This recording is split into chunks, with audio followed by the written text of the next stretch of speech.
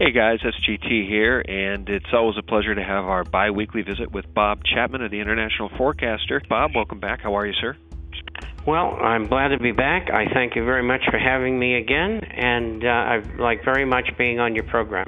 It's always a pleasure to have you, and I know that you're well familiar with Pentagon sock puppets and trolls. The Pentagon admitted several years ago that CENTCOM has hired tens of thousands of private bloggers all over the world through private PR firms to engage in disinformation and to also engage in disinformation here domestically. So I think what we're seeing in the truth movement, Bob, across the internet is people are compensated for destroying truth.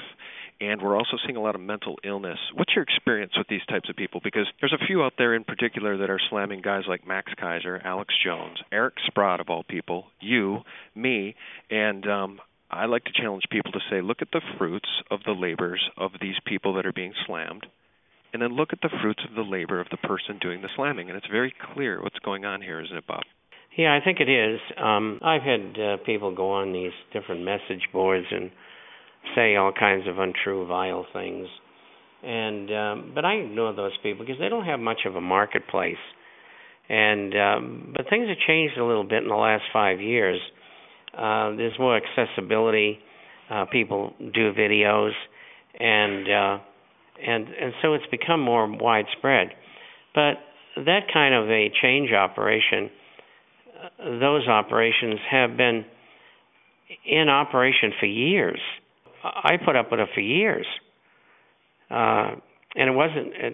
It came in different forms then, because the internet didn't exist.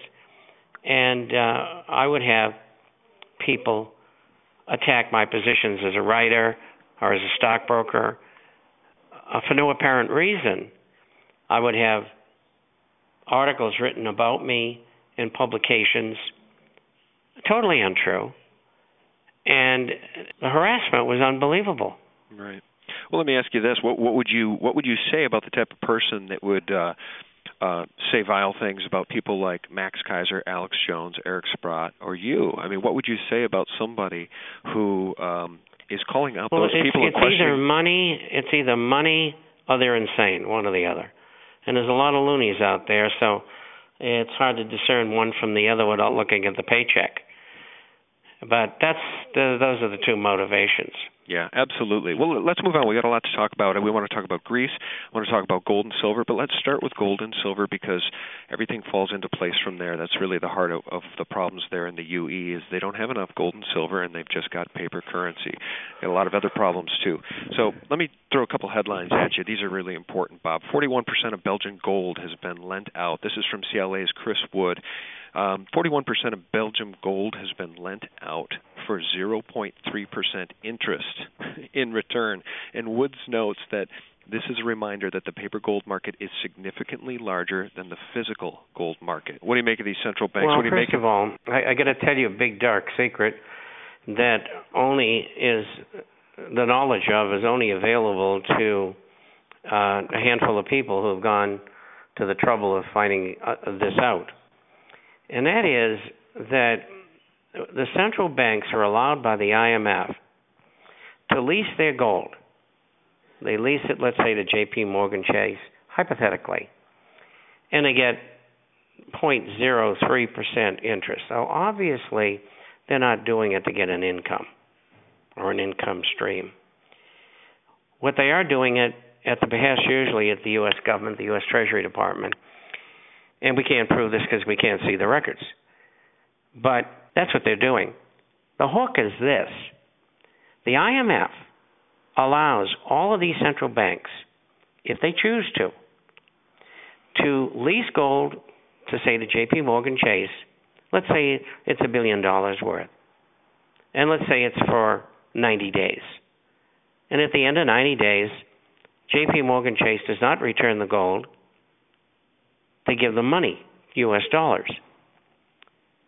So effectively, the gold really hasn't been leased, it's been sold. Yeah. Now, the IMF allows them, and this is mind-boggling, all these central banks to carry all their leased gold on their books as still belonging to them, even though they've gotten paid for it. And so that's why all of the figures that you see for for the gold and silver holdings of central banks throughout the world are all bogus. Mm-hmm. Well, and I think the point that needs to be made is that it's been going on for years, and it's a and it's going to continue as long as they've got gold. But I don't think they have much gold left. And another thing is that people have been talking about in the last several weeks is the Exchange Stabilization Fund, like they found the Holy Grail. I was writing about it 25 years ago.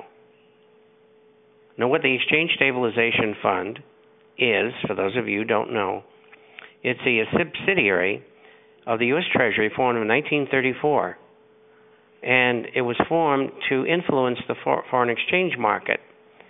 And if they thought the dollar was too high, they go in and make it go down, and vice versa.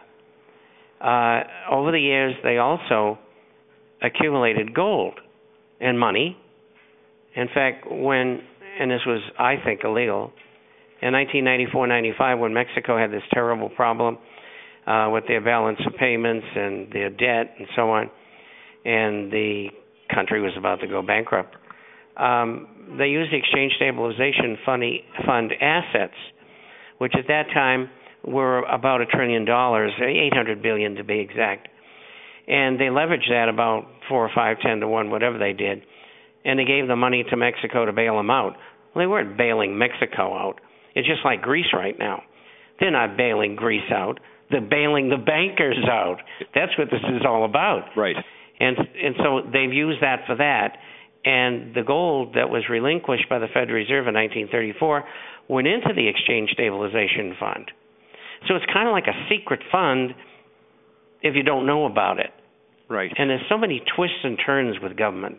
Well, yeah, and thank God that the people of Greece are starting to wake up to the fact they know it's the bankers that are getting bailed out, and they're angry about it. So before we get into Greece, let me throw this at you from Zero Hedge. Indian gold and silver imports surged by a stunning 500% in May. In 1 month, that's half its average quota for the year. Now, the headlines just keep coming at us in relation to gold and silver being money and how important it is for countries, for human beings, for every one of us to protect ourselves.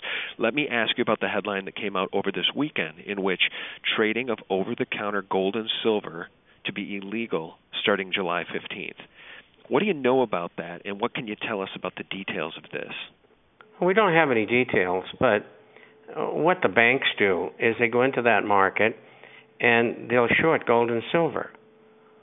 Or they'll short the dollar, or they'll go long the dollar, or they might go long the dollar versus being short gold and silver. It all depends on what they got in mind. And they're the ones who use that facility.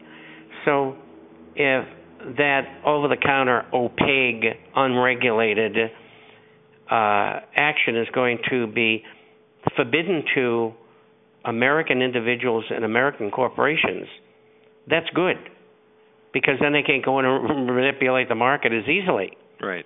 There is nothing in that I have seen so far. Now, I can't be a fundy on this because I haven't read the bill. It has no effect whatsoever directly against gold and silver, coins, bullion, and shares, as far as I know. Okay, so just to be clear, I guess my question is, with the powers that be in charge as they are, why would this be implemented if it only hurts the bad guys? I can't answer that. You know, government can do anything they want. Yeah. Guys, this is the end of part 1. Please click here for part 2.